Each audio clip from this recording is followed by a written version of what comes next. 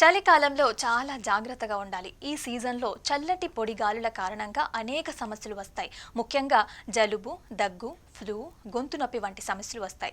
ఈ సీజన్‌లో రోగనిరోధక శక్తి అనేది తక్కువగా ఉంటుంది. ఇక ముక్కుకు పడిసం పట్టిందంటే దాన్ని వదిలించుకోవటం చాలా కష్టమవుతుంది.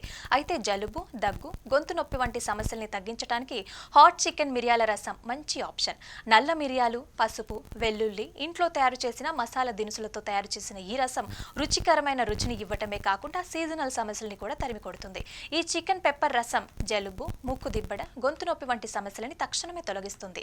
శీతాకాలంలో శరీరానికి విశ్రాంతినిస్తుంది. దీన్ని ఎలా తయారు చేసుకోవాలో ఇప్పుడు మనం ఈ వీడియోలో తెలుసుకుందాం.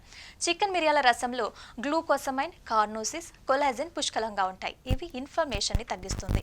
అంతేకాకుండా ఛాతిలో పేరుకుపోయిన కఫంని తగ్గించడంలో సహాయపడుతుందని పరిశోధకులు సూచిస్తున్నారు.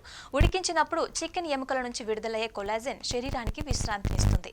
అదే సమయంలో నల్ల మిరియాలు ముక్కు దిబ్బడి నుంచి తక్షణ ఉపశమనాన్ని అందిస్తుంది.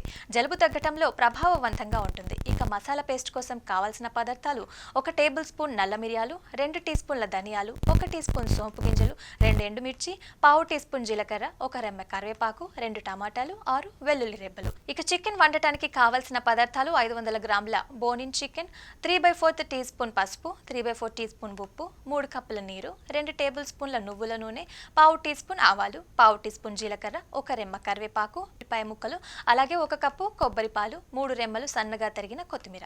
ఈ మసాలా దినుసుల్ని ప్యాన్లో తక్కువ వేడి మీద గోల్డెన్ రంగులోకి వచ్చి మంచి సువాసన వచ్చే వరకు వేయించాలి.